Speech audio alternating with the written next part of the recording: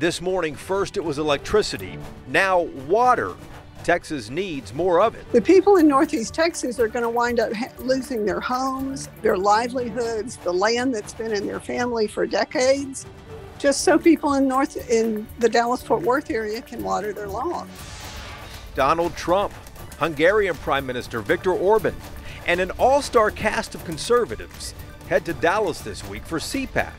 Congresswoman Beth Van Dyne, one of the speakers there, is on our program. From Houston, a former federal judge, Vanessa Gilmore. On the long game, Republicans have played to win the U.S. Supreme Court. And Texans purchased more than 1 million guns last year alone. A former mental patient had one of them at Dallas Love Field last week.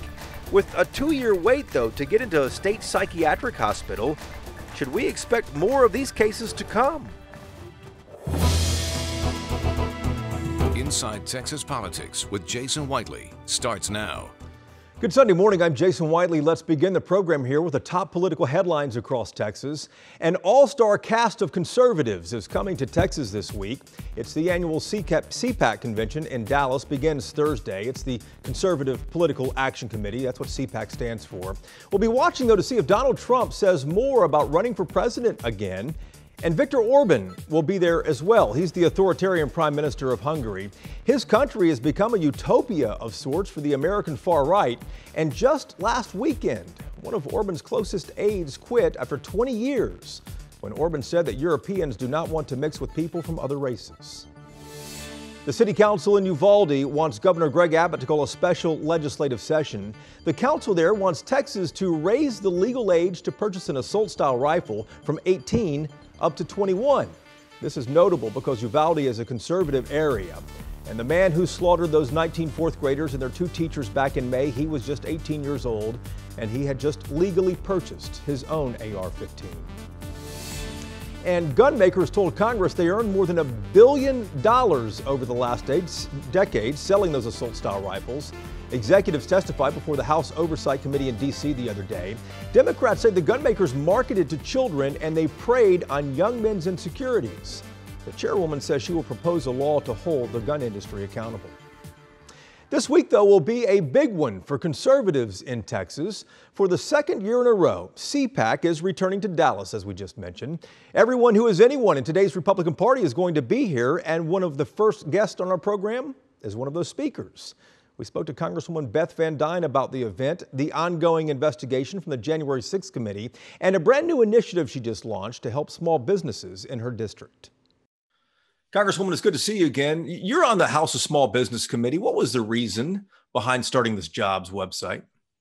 We have spent the last year and a half talking to small businesses within the district. We've been doing job tours. We've been talking to their employees and really listening to what their concerns are. You know, what is slowing you down? You know, what are you facing, and how can we in Congress help? And you know, we tend to get stuck on these huge bills and in lots of debates and in issues, you know, policy issues that are going to take years before we actually feel anything from them. So I guess maybe as a former mayor, like, we need to do something now to help these people. And what we had heard last year, especially, was labor shortages were killing them. They had openings available, but they could not find people. And that's why last year we did our job fair.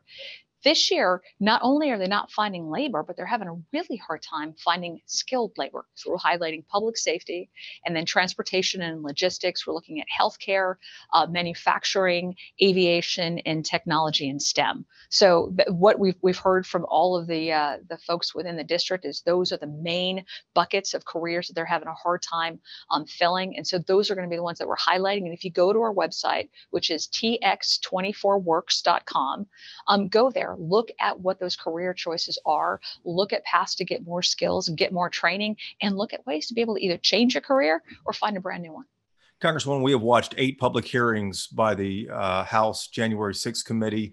Numerous Republican White House officials from the Trump administration have testified, as you have seen. Do you still think, based on what they said, that the election was stolen? I think, you know, I haven't gotten any calls in my district office about the January 6th issue. I think it's somewhat reflective of the people who are involved in that, what they think is important to the American people. You know, we had cities across the country that had, you know, that had what they would have considered an insurrection.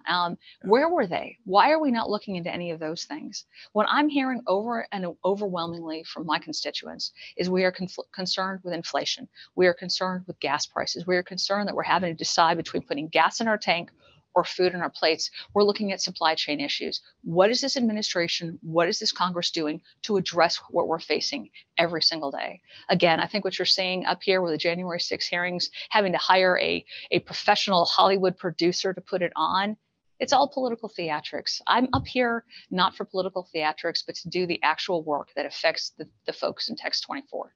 CPAC, the Conservative Political Action Committee, is in Dallas later this week. You were a speaker among many, including Donald Trump. What are you expecting to hear? Well, I'm going to be sharing things about what's happening with our energy production in the U.S. and what we could do, policies that we could put in place that would actually help our small businesses, would help our large businesses, help our economy. You know, we're looking right now. We've entered a recession, regardless of what the administration and Biden say. If you look up what a recession is, we've entered it by having the second straight consecutive quarter where we've had shrunken GDP growth. So we need to focus on those things that are important right now. And those are policy issues I think you're going to hear about this weekend. Congresswoman, we appreciate the time. Thank you very much. Now to another speaker at CPAC, Senator Ted Cruz. Did you hear, though, what he said to the Dallas Morning News the other day? Cruz said he is against the state's ban on gay sex. The Supreme Court struck it down in 2004, but Texas never repealed the law like a lot of states. Cruz's spokesperson told the Dallas Morning News it's a silly law and said that consenting adults should be able to do what they want in the privacy of their home. Matthew Watkins is with us this morning, the politics editor and one of the news editors, managing editors rather, at the Texas Tribune. Matthew, good to see you again. I'm curious, how does this help Cruz with conservatives by saying this? Yeah, you know, it's an interesting question. I mean, there are certainly some conservatives who would disagree with this, but of course, the opinion on, LGBT issues, particularly related to gay marriage, for instance, have really shifted over the years. And maybe this is a reflection of this. It wasn't too long ago when Barack Obama was running for president against gay marriage. Now you're seeing that, vast majority of the country is supportive of, at least that kind of right to privacy that folks opposed to the Texas law in this in vote. Yeah, lots of changes in a few years, indeed, on that. I want to talk to you about Senator John Cornyn. He successfully got the CHIPS Act passed, which will incentivize companies to make those precious semiconductor chips here in the U.S. This is a pretty big deal for, for the state, and a lot of state leaders are making a big deal of it. Yeah, for sure. So you have companies like Texas Instruments, Samsung really growing the semiconductor industry in Texas. And I think Cornyn, Governor Abbott, and others have seen this as an opportunity to really allow Texas to become a leader in this industry, while the federal government is really working on, gaining a leg up, decreasing the dominance of China in the semiconductor industry. All right, Matthew, back to you in just a moment. Thank you very much. Coming up next here on the program, a former federal judge speaking freely now about the U.S. Supreme Court and the GOP's long game to take it over. And watering lawns in Dallas might require flooding farms in East Texas. A brand new political fight shaping up. Inside Texas Politics. Back in just a moment. Welcome back to Inside Texas Politics. CPAC is not the only big event underway in Dallas this week. Just down the street from it, another group, the Women's Leadership Summit. Former State Rep Helen Giddings from DeSoto organizes it every year to foster emerging women leaders. And one of the speakers there this week is Vanessa Gilmore, a former federal judge from Houston. Judge Gilmore, welcome to our program here. The event is for emerging women leaders. You were once one of those back in the 1990s when you were appointed to the federal bench. Why are you taking part in the event this weekend? I hope to share with the young women that none of us, not any of us, got where we are without the assistance or help of others, that other people laid stepping stones for us and that we are the beneficiaries of that. I mean, in that regard, I think that some of the things that are going on now in terms of attacks on women's independence is something that we need to make sure that the young women coming up behind us understand. I mean, the women of my generation have had 30 years of life after Roe versus Wade, 30 to 40 years of life after Roe versus Wade. And so we have the kind of independence and autonomy over ourselves that we've just really been able to take for granted that allowed us to, many of us, to be able to reach the pinnacles of our career. I think that as the decision in Dobbs versus Jackson Women's Health has just come down, I think it is an opportunity for us to make younger women aware of the need to fight for their own freedoms, their own bodily autonomy, and their own reproductive health choices, because we're the beneficiaries of that. And it's not time for us to pull up the ladder behind us and say, oh, well, hope it works out for you guys. Let me ask you about the Supreme Court's reversal of Roe versus Wade. An Associated Press poll shows a sharp increase in the number of folks who lost confidence in the justices on the Supreme Court. Is this a pivotal moment for the court, or is this just another page in its history? Well, you know, it's interesting that AP poll came out this week, sort of documenting and reinforcing what I believe we've known for some time. That's not the only poll in recent times that has looked at the public's confidence in the Supreme Court. Over the last 2 or 3 years, Quinnipiac, Annenberg, and Gallup have all done polls. In fact, the Annenberg poll found that 1/3 of Americans wanted to abolish the Supreme Court. I think that it is an opportunity for people to understand the significance of the Supreme Court in their everyday lives. It always has seemed, maybe that it's something that's far away that doesn't really have any direct impact on you. But now what I think we are seeing is people's understanding that the significance of elections matter. I don't think that we would be talking about the reversal of Roe versus Wade if Hillary Clinton had been elected as president of the United States. But this is a long game that's been played over many, many years to turn the Supreme Court decidedly conservative. Nixon appointed 4 justices, Reagan appointed 3, Trump appointed 3. And so we have, for the first time, a court that votes specifically along the ideology of the president that appointed them. And I think this is a real turning point for people to understand that is what the significance of elections has, that the president picks the Supreme Court justices. If Amy Coney Barrett stays on the court as long as Justice Ginsburg did, she'll be on until 2059. That's a long game. That's a long time. And so I think that people have probably finally come to the realization that this is the time to pay attention to that. Women make up 1 in 5 leadership positions in corporate America. In government, men still dominate with 2/3 of all the elected positions. What do you expect it will take, Judge, to increase that number? And why here in 2022 isn't that number any higher?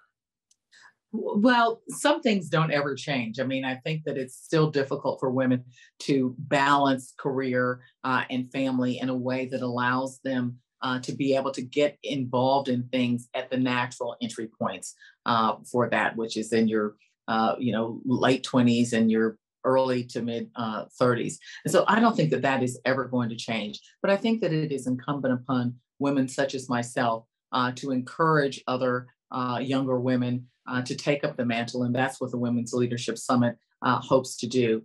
Encourage women to look at ways that they can be involved in their community beyond just taking care of their own families. Because when we say they should do something about it, we are the they. And I think that it is important for people who are at the end of their career, like I am, to still assume and take the responsibility for making sure that women continue to have an opportunity to make those entrees into government, into business, into industry, and into entrepreneurship. Judge, thank you for being with us today. We appreciate it. Thank you for having me. This past year has taught us not to take electricity for granted. Water is now one of those resources as well. Texas needs more of it. Dallas-Fort Worth says it'll have to have 5 new reservoirs to keep up with all the new residents and businesses moving here. But building reservoirs means flooding thousands of acres in rural Texas. And folks in Northeast Texas, where one of these reservoirs is proposed, say they have too much at stake. Janice Bezanson from the Texas Conservation Alliance lays it all out in a brand new episode of Y'all-itics that we just released this morning. And Janice, I've been in Texas 22 years so far, and I've heard about this thing forever, how Texas DFW needs another reservoir or more reservoirs. Where does this one stand now? Because y'all been fighting this for a long time. It was proposed back in 2001, and there was a tremendous fight against it then, and it got postponed. But in the last revision of the state water plan, it was again moved forward to a time frame that's comparable to when they would actually start building it in the near future. So what is that time frame? What is that time frame? It's to be completed by the year 2050 and in operation, but the proponents have always said it will take them 30 years to get it permitted and built, and 2050 is only 28 years from now. How many people are we talking about over there with this impact? Well, thousands of people would lose land directly. Hundreds of people would lose their homes. It's actually 66,000 acres is the current estimate that will be inundated. But the Federal Clean Water Act requires that the lost wetland and habitat be mitigated. And the lowest estimate I've seen for the mitigation land is that twice as much land will be taken out of production as will be inundated. So this is an impact of 200,000 acres taken off the tax rolls, taken out of production. The people in Northeast Texas are going to wind up losing their homes, their livelihoods, the land that's been in their family for decades, just so people in the Dallas-Fort Worth area can water their lawn. We just dropped that podcast this morning. Janice Bezanson and State Comptroller Glenn Hager are two guests on this episode. You can download it right now wherever you get your podcasts. Coming up next on this program here, Governor Greg Abbott really pushing for private school vouchers. That issue, too, has been talked about for years. Why does Abbott want it so badly now? Stick around for the Roundtable in just a moment. This is Inside Texas Politics with Jason Whiteley. Time now for Reporters Roundtable to put the headlines in perspective. Matthew Watkins is back with us from the Texas Tribune in Austin. Bud Kennedy is a columnist at the Fort Worth Star-Telegram, joins us for this segment each week, along with Bernadine Steptoe, the political producer at WFAA in Dallas. Matthew, let's start with you. And Governor Greg Abbott saying he really wants private school vouchers. You know, they've talked about this in the legislature session after session after session. Why is the governor pushing so much for this right now?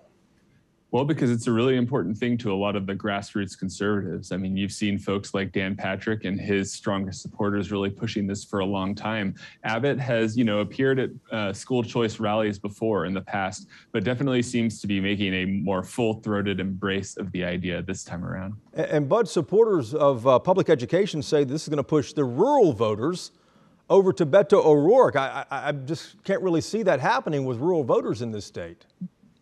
Supporters of public education have been telling us for 20 years that they were going to push the Democrats into victory, and they haven't yet. It has been since Governor Mark White probably that teachers made a difference. Teachers that do vote, we already know about them, and a lot of them don't vote. So Republicans can really do whatever they want. Bernadine, you're squinting your eyes and furrowing your brow there. What do you think about what Bud said? And secondly, is this about the election this November? Yes, it is.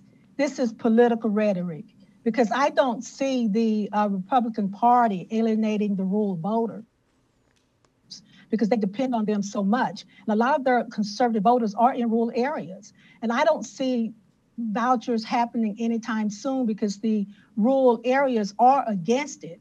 Now, you do see some of the conservatives moving toward wanting to have money, public monies to pay for private schools, but I think it's primarily campaign rhetoric. And Matthew, is that, a lot of people look at this and say that's what it boils down here to. This is a tight race with Greg Abbott and Beto O'Rourke for the governor's job. Is that much of a factor in this, the campaign?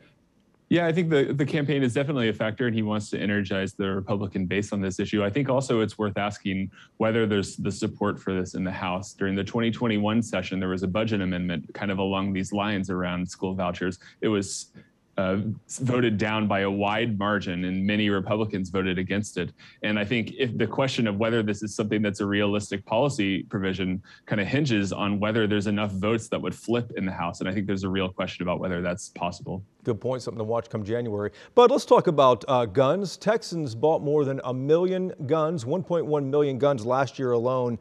One of them, as people in Dallas-Fort Worth saw and across the state, one of them wound up in the hands of a mental patient at Dallas Love Field. She fired a shot off into the ceiling, didn't hurt anyone. But you bring up a good point. With a 2-year wait to get into psychiatric hospitals in the state, are we going to have more issues like this? Yeah, you know, when it takes forever to get any sort of mental health care, if we continue to have more than 1 million guns sold every year, there are just more guns in circulation. You could walk down the street, and people do this every night, and try all the car doors and find a car or truck that has a gun inside, and that's how easy it is to find one. And then it's a lot easier to find a gun than it is to find a psychiatrist. Good point there, Bernadine. And definitely, but you know what? I'm anxious to see what the Republicans do about the lack of availability, because one of the things that they're saying is driving the availability of these guns is the fact of mental illness. So let's see if they're willing to put money in the state hospitals or in facilities where these needed people can go and get the help.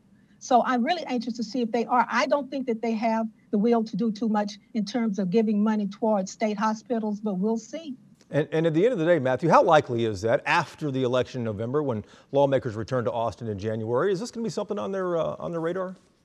You know, I think as these mass violence incidents keep occurring, there are going to continue to be questions of the state leaders of what are you doing to prevent them? And I think they want to have a good answer to that. There's also, you know, a big budget surplus expected in the next session. So I wouldn't be surprised if there were some effort coming up in that legislative session to do something along this issue. All right, sounds good, guys. Thanks so much, Matthew. We appreciate it. Bud, Bernadine, good to see you as always. Thank you for joining us too. We're back again next Sunday to take you inside Texas politics, and hope you can join us then. Until we see you, hope you stay cool in these Texas summers. Take care.